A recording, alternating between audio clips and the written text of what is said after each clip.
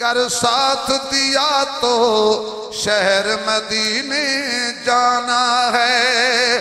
गुंबद खजरा के जलवों से शीशा दिल चमकाना है। गुंबद खजरा के जलवों से शीशा दिल चमकाना है।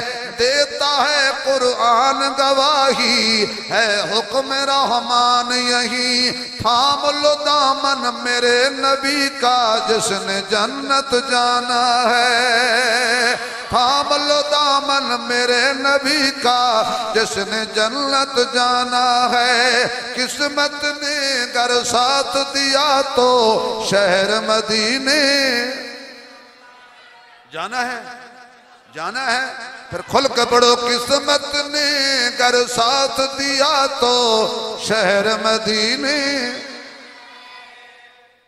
या अल्लाह, सारी दुनिया सिद्दीक अकबर के दरवाजे पर, हुजूर के दरवाजे पर, आज हुजूर सिद्दीक के दरवाजे पर क्यों आए हैं? कह देते हुजूर अबू बकर आ जाना और मुझे ले जाना। आवाज आई और आई,